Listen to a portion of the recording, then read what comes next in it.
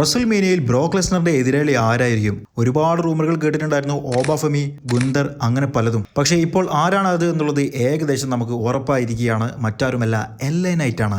ബ്രോക്ക് Lesnar versus LA Knight തമ്മിലുള്ള മത്സരമായിരിക്കും WrestleMania 42 നടക്കാൻ വേണ്ടി പോകുന്നതെന്നാണ് അറിയാൻ കഴിയുന്നത്.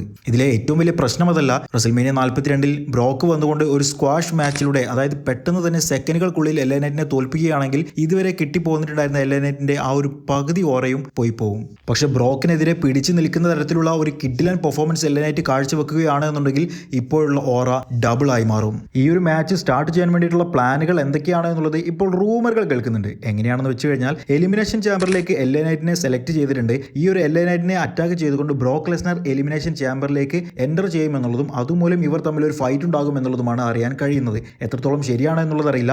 എന്തായാലും എലിമിനേഷൻ ചാമ്പർ 2026 എന്ന് പറഞ്ഞിട്ടുള്ള ആ ഒരു പേപ്പർ വ്യൂവോട് കൂടി തന്നെയായിരിക്കും ബ്രോക്ക് ലെസ്നർ വേഴ്സസ് LA Knight തമ്മിലുള്ള സ്റ്റോറി ലൈൻ സ്റ്റാർട്ട് ചെയ്യുന്നത്. റോയൽ റംബിളിൽ തന്നെ പുറത്താക്കിയതിന്റെ പ്രതികാരം എലിമിനേഷൻ ചാമ്പറിൽ ബ്രോക്ക് ലെസ്നർ തീർക്കുന്ന തരത്തിലുള്ള ഒരു സ്റ്റോറി ആയിരിക്കും ഉണ്ടാവുക എന്ന് തന്നെയാണ് നമ്മൾ പ്രതീക്ഷിക്കുന്നത്. എന്തായാലും നമുക്ക് കാത്തിരിക്കാം എലിമിനേഷൻ ചാമ്പറിനായി.